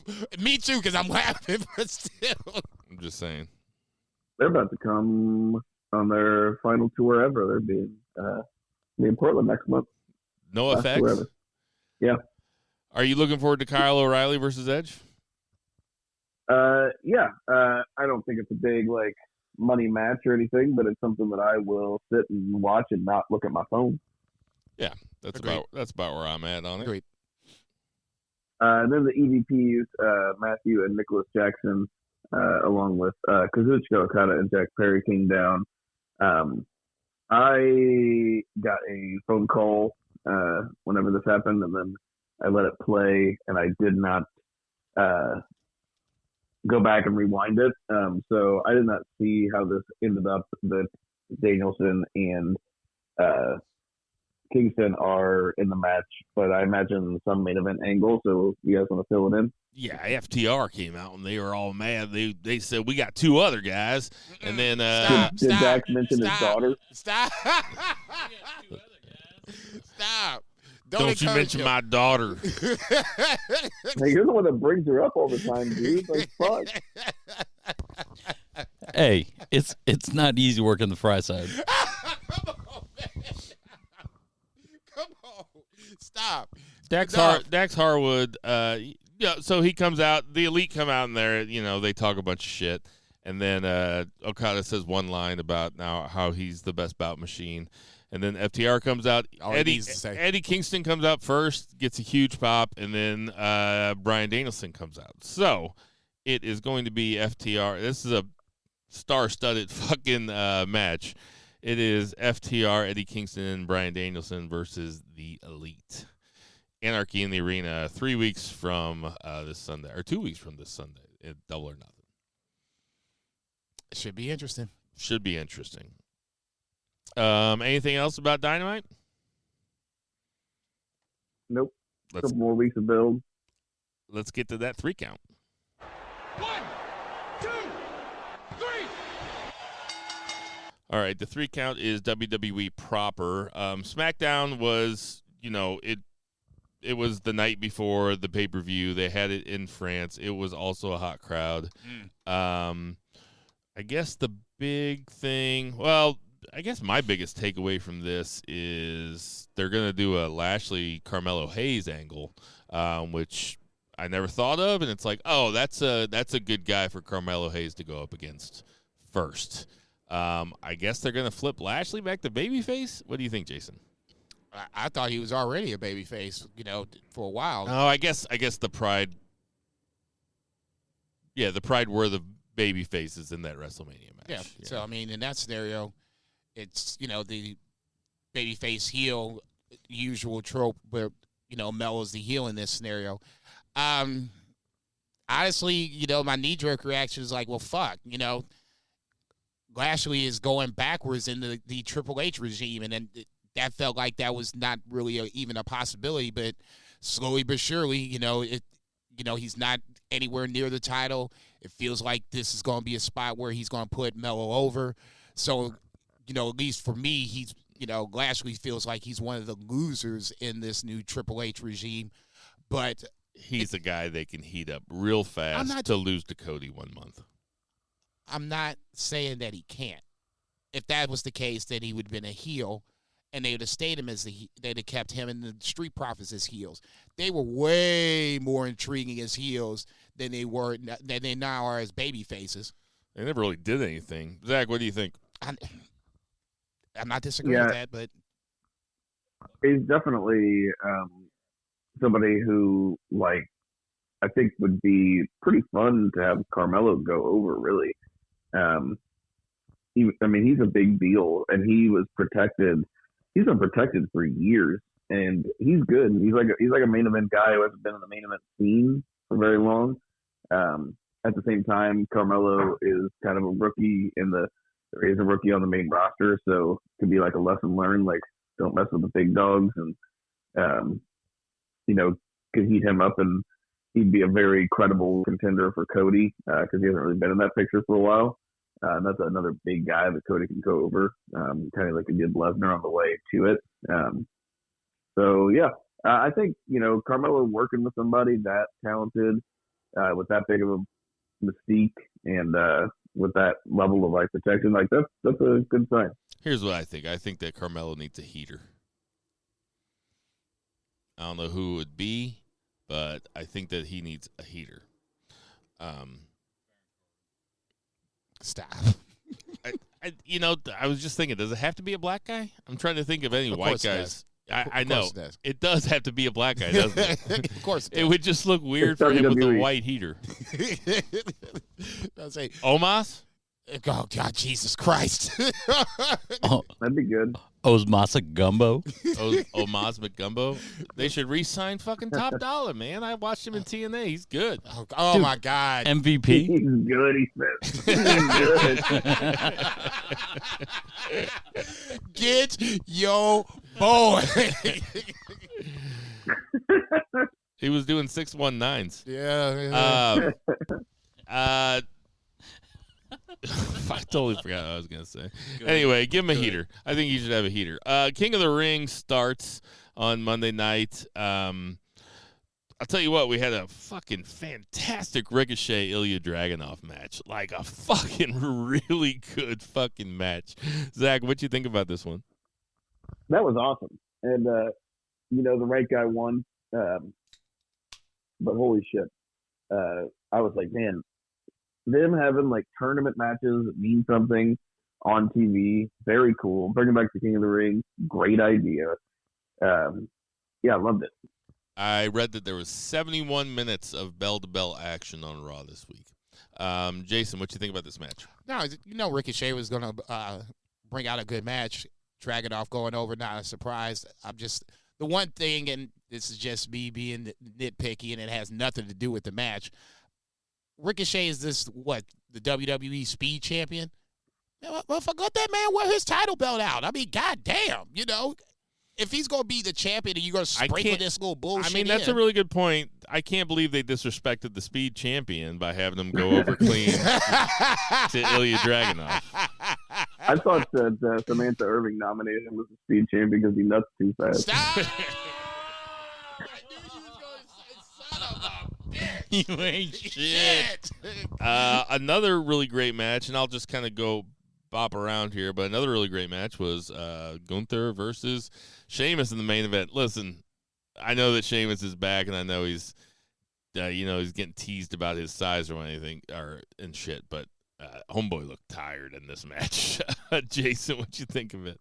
Yeah, it was good though. They beat the fuck out of each other, fucking shit out of. I like the fact that Gunther's now, bringing in a submission, and I don't even know if it's going to be something long term or this is just for the King of the Ring tournament run.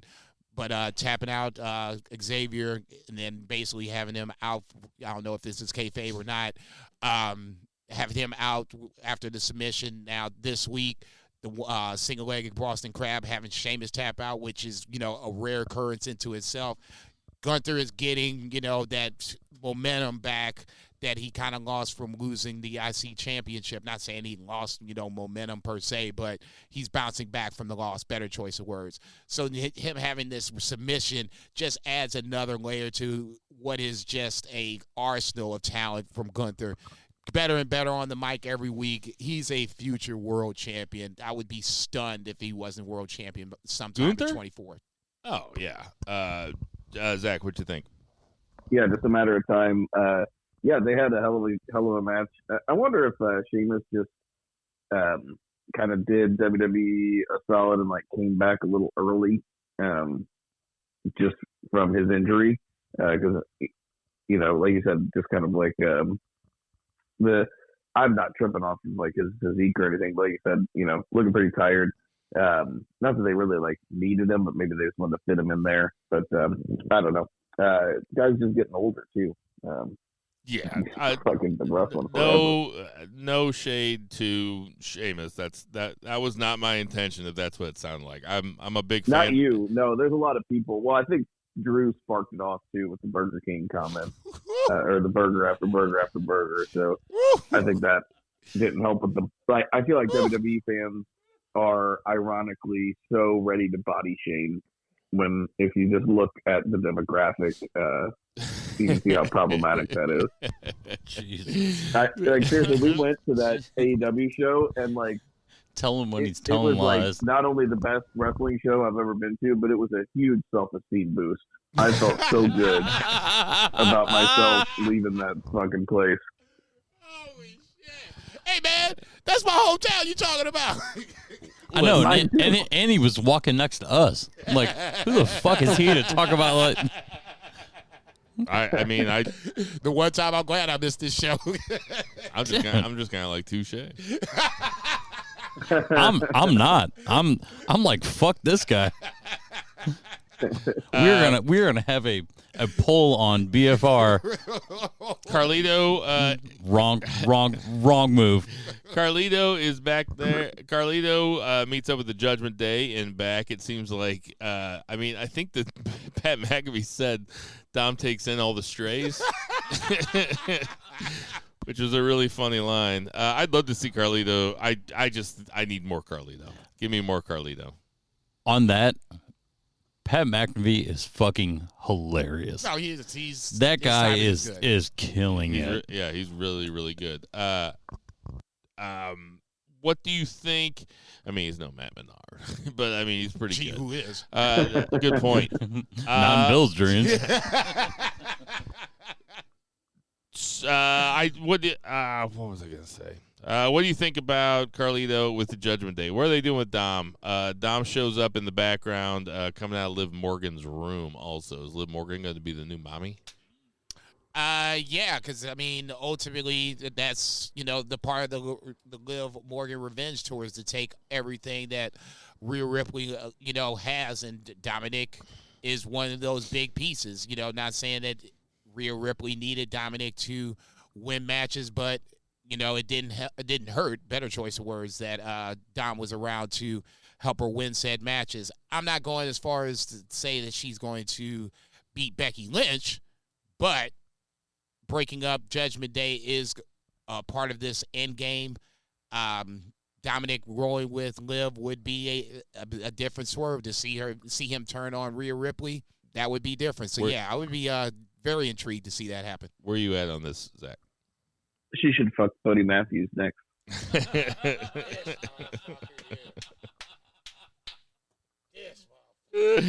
We also had a Jey Uso versus Finn Balor match. Zach, what you think about Uso versus Balor? Kayfabe style. Either this one didn't make it on the Hulu version, or I missed it. I had it on while I was working. So yeah, I didn't catch this. Well, shit, I watched it, so I'll jump in on this one. So obviously, Finn Balor comes out to open the show. Him and Judgment Day come out to open the show. They play nice. Damian Priest says, apologizes for the mistakes that he made at the Backlash or whatever the case may be. And Finn Balor assumes that he's going to get a first round bye because Drew McIntyre was medically not cleared to wrestle in his match versus Jey Uso. So obviously, well, I'm sorry, take that back. It was who ends up replacing? I guess it was Jay. So Jay replaces Drew in the tournament itself. Jey Uso comes out. They had a pretty solid match. It was just, like I said, for whatever reason, Jay is missing that one thing that I'm looking for him in the ring, but it didn't take away from this match. Finn taking the L was a little bit of a surprise, just for the fact that I thought this might be a way to kind of build him up to where now when Damian Priest gets the boot from Judgment Day, Finn Balor is looked upon as someone who's been built up and is a credible challenger to Damian Priest, but kicking him out, it can make that happen too. So neither here nor there. Match was solid. Like I said, just surprised that Finn took the L on this one, but Jay winning ain't that big of a deal either. So neither here nor there. Any thoughts on the CM Punk McIntyre just missing each other, and Punk comes out and cuts a promo on McIntyre? I thought it was lame as fuck, honestly. The Punk part. The whole thing built up to McIntyre coming back, and then his music just hit. Yeah, it sucked. I hated it. I'll say this. I like the backstage part of it where, Adam Pearce and CM Punk, were talking to each other and, Punk going through Gorilla. I think that's just an amazing shot.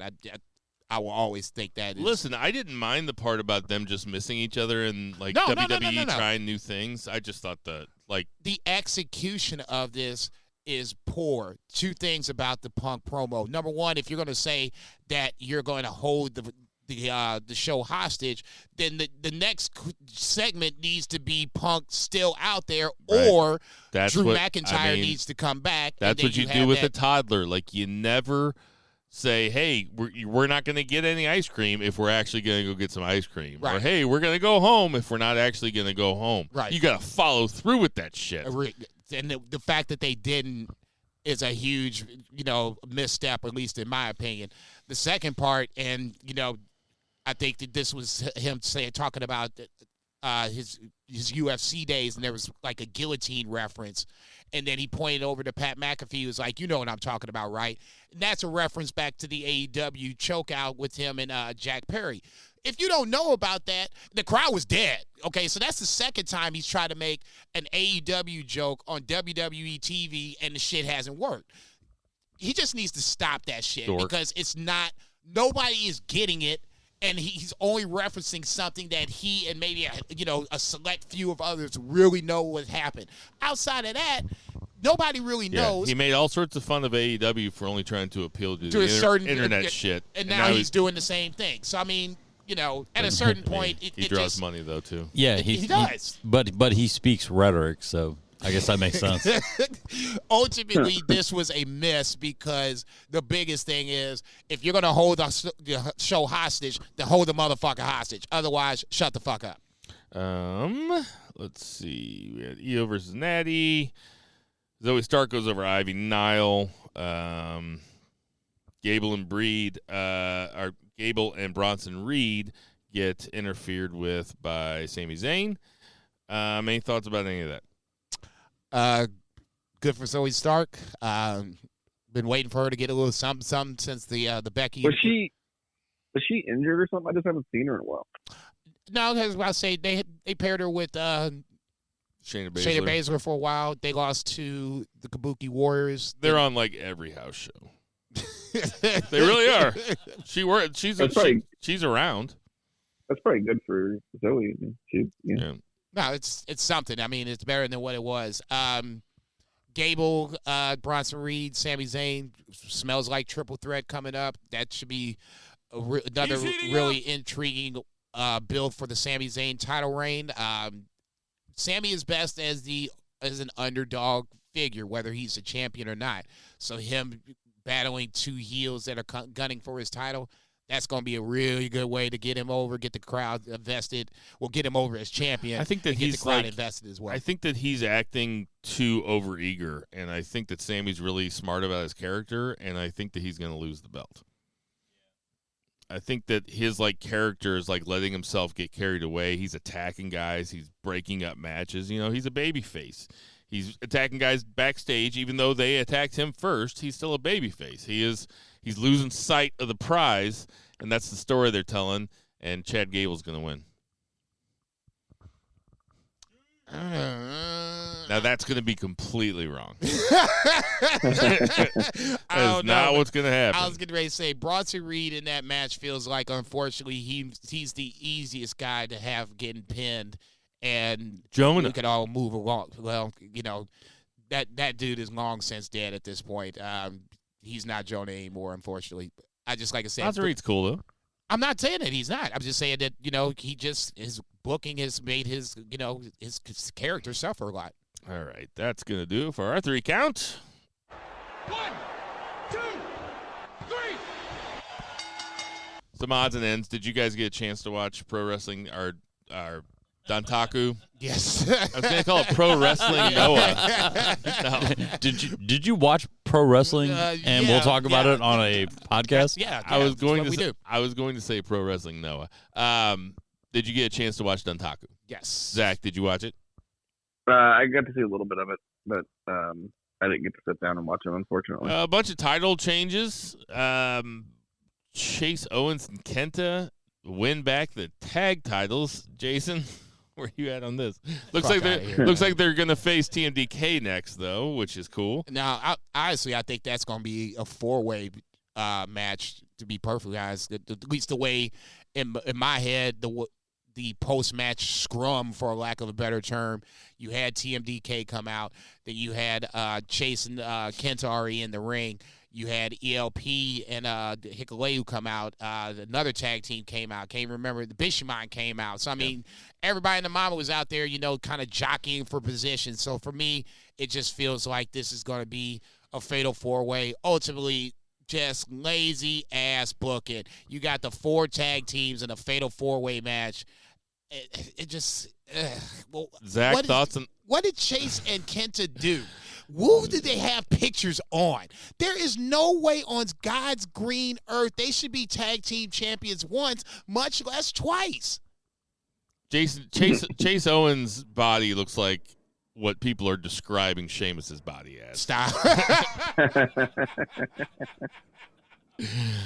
Zach, Burger Burger Burger King. Zach, what do you think about the new tag champions?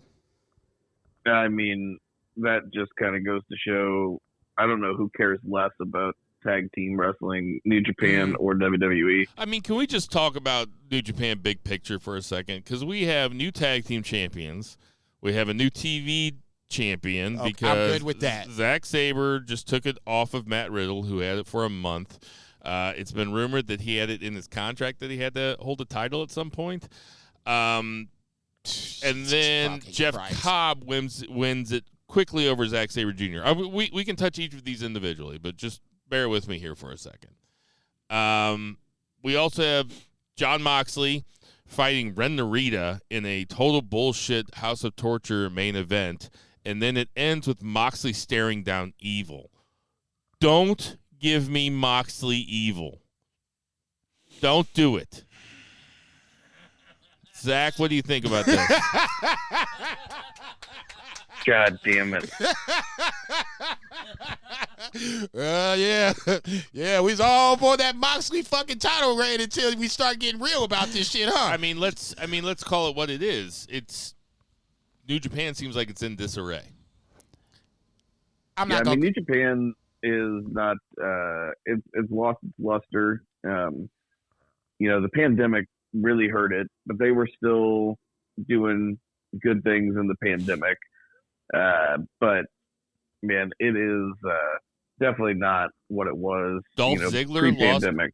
I mean, Finley takes the belt now, so they have all these title changes. It's just like they don't have any direction. There's no cohesive vision. They've lost a lot of their talent. That's the number one thing, and I don't care what anybody else says. You start taking away, top talent from any promotion, it's going to hurt it. Period. The fact that then they need to steady the ship and have Moxley in real fucking title matches. Not Moxley versus Narita, not Moxley versus fucking Powerhouse Hobbs, I'm sorry. Not Moxley versus Evil. Moxley should be fighting Tsuji. Moxley should be fighting, I'd rather him fight Sonata. Shingo. Look, you're not saying something that I don't already said, and I Sabre Jr. That's the guy that should be beating Moxley, okay? He should be the champion before Moxley is. I've already talked about that. The fact that you have poor creative, you haven't built up the talent that is still there, and now the top talent is gone. You can't sit up here and tell me you lose Okada and Will Ospreay and Jay White and sit here and tell me that this ship is not going to take a little water. You know what it's they need just going to do it. It's you know what inevitable. they need to have? The G2. Oh, Jesus fucking Christ. Fuck out. You know, Gato's booking anymore is like what the Vincels think Tony Khan's booking is. It's been as bad as I've ever seen in New Japan, and that's saying something. I've watched it for, basically the length of the podcast, and it's not it. There's been a time where it was down. This is down as down can get. For me, when you have talent, I can't believe Taichi can't get a fucking match. He could be global champion before fucking Dolph Ziggler. And I'm not disrespecting Dolph Ziggler. Great fucking wrestler. The fact that he was a champion. Taichi has paid his dues. And it's time for him to get his reward. I'm totally down. And he's gotten a lot better. He's past the never title at this point. It needs to be global championship, or he needs to be flirting with a title chase of some sort. I don't care which one it is. There's talent on this roster. For whatever reason, they have yet to build up the Tsujis, the Shota Uminos, Ren Naritas, and I'm not disagreeing with the Ren Narita, John Moxley discussion about the match itself. It was typical House of Torture, but once you got them away and you just had those two wrestle, you had a good match. Once you throw House of Torture in it, that's when eyes will roll, myself included. Yeah, this is not a shot at Narita either. No, it shouldn't be, because it's not like he can't get there. It's just what kind of a match you're going to get, and it's going to be chock full of fuckery. So be it. But the talent is there. Whatever reason, bringing Moxley in is a short-term fix. Whoever is going to beat Moxley has to be credible, because Moxley, in my head, is right there with Will Ospreay. So Yota Tsuji beat Moxley. Right now, no, because there's not enough for me. Zach, could Yota Tsuji beat Moxley? He could. Anything could happen these days. I mean. I know. But could he be a credible champion? Is that what you mean? Yes.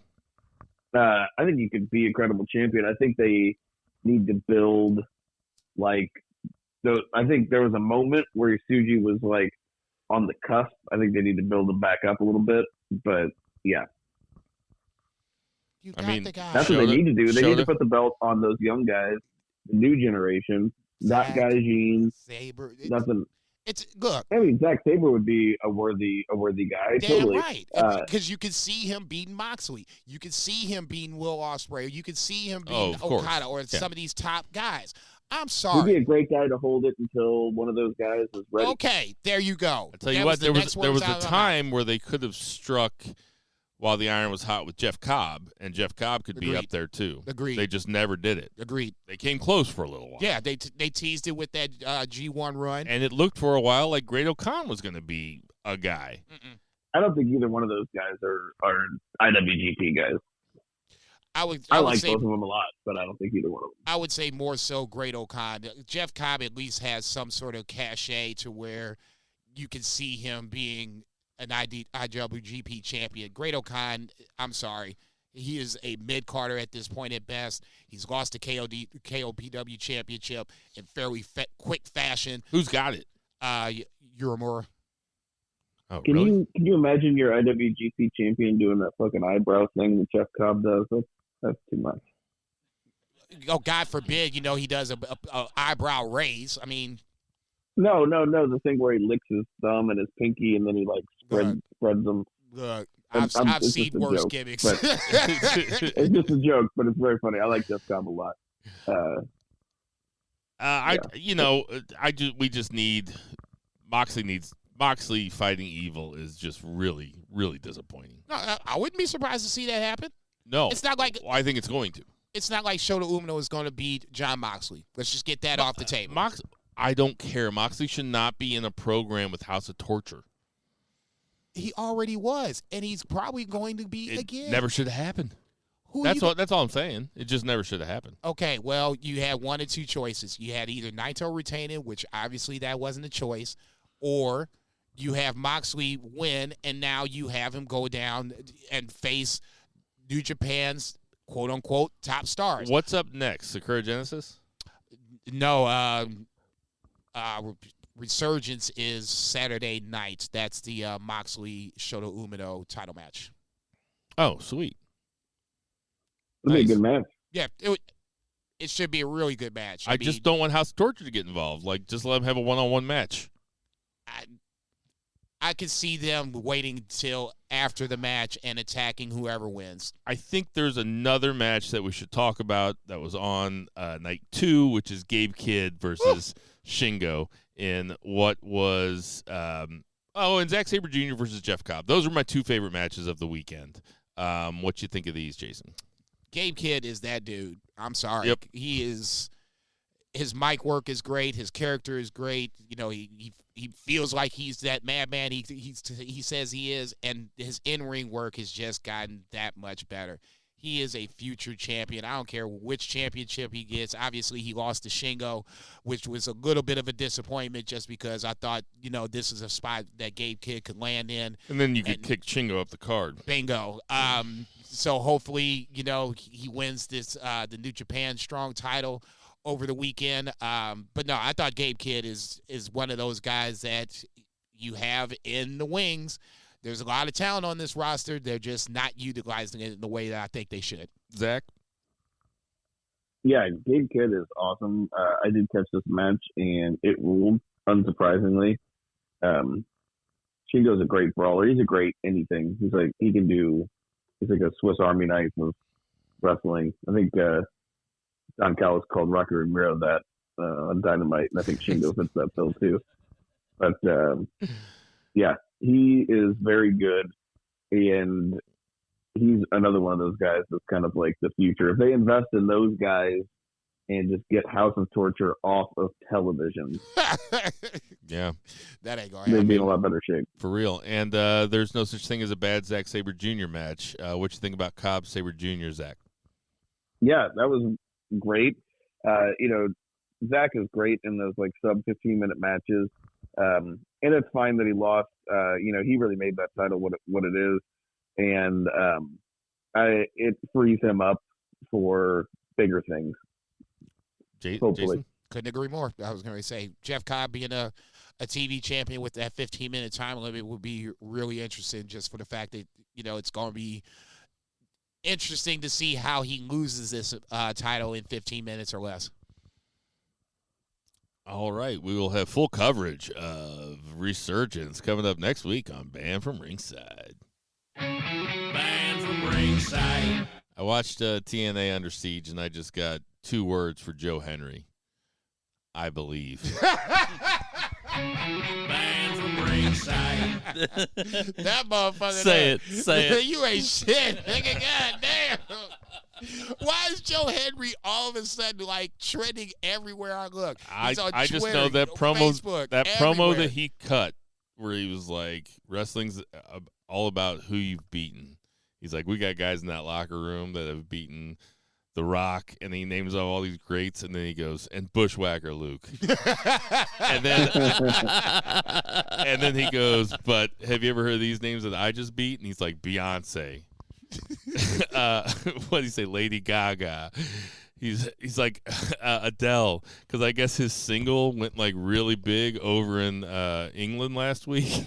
So really great promo. I've never watched that guy before. I've never laid eyes on him, and I was like, okay, I'm a Joe Henry mark. That's all I gotta say. Anything about Under Siege? No, just a little lackluster in pay-per-view buys and the show itself. Matt Hardy was a surprise to see, but I'm not totally surprised. Nothing was happening to him with AEW. So if he's a true free agent, this is a decent landing spot. It was a poor pay-per-view. Did you watch the Jonathan Gresham-Kushida match? Yeah. Or Gresham, Zach, did you see what happened in this match? No.